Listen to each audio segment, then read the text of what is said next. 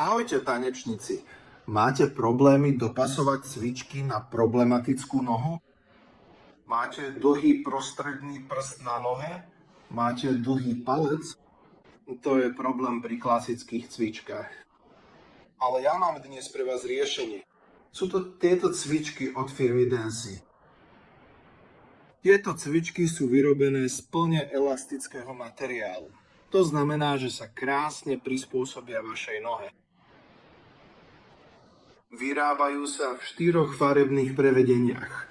Biele, čierne, baletné ružové a telové.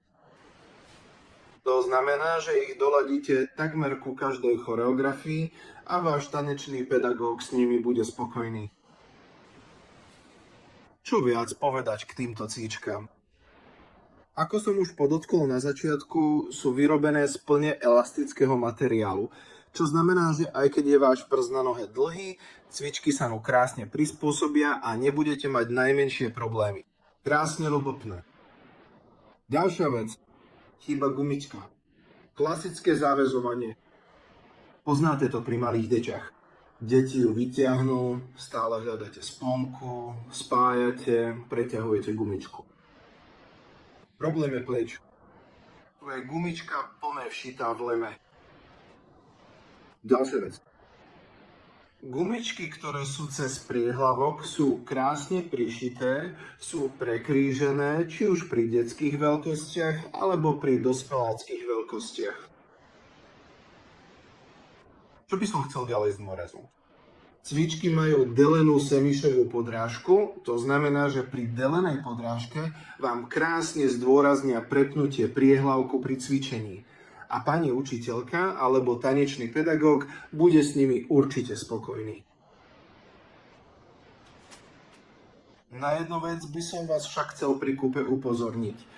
Nekupujte tieto cvičky s nadmerkom. Platí to v podstate pre všetky cvičky z elastického materiálu. Tá cvička musí byť pevne natiahnutá na nohe. Ak nie je pevne natiahnutá, dochádza k tomu, že látka je voľnejšia a pri piruetách, pri rotáciách sa vám táto plôžka začne krútiť. Takže pozor, elastické cvičky alebo cvičky z elastického materiálu nekupujte s nadmerkom. Musia byť vždy pekne natiahnuté na nohe, aby bol pocit z tanečníka dobrý. Chcel by som zdôrazniť aj detail. Viete, diabol sa skrýva v DPM-uch. Keď sa pozriete na cvičky, prvé na čo sa ja pozriem je aj prižitie týchto gumičiek. Keď tá gumička odstáva, je zle prišitá, je slabo, hneď vidím, koľka bije. Pri týchto stehoch je to krásne olemované, schované do lemu priehlavku cvičky. Zo spodu sú tiež švy plne elastické, to znamená, že sa krásne prispôsobia vašej nohe. A posledná vec, na ktorú by sme sa asi mali pozrieť, je aj vnútro topánky. Vnútro topánky je z dvojitého plátna. To znamená, že v prednej časti je topánka zosilnená. To plátno je z takého materiálu, ktorý krásne saje pot. Samotné prišitie styčnej plochy taktiež. Detaily sú nádherné, je to krásne prišité, krásne obrúbené, nie je to vysoké.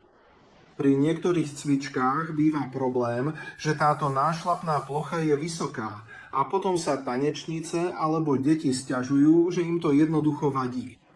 Takže, ako som povedal, či už máte problematickú nohu, alebo je vaše dieťa zvyknuté na barefetky a klasické cvičky mu vadia, jednoducho ho tlačia, s týmito cvičkami určite uspejete.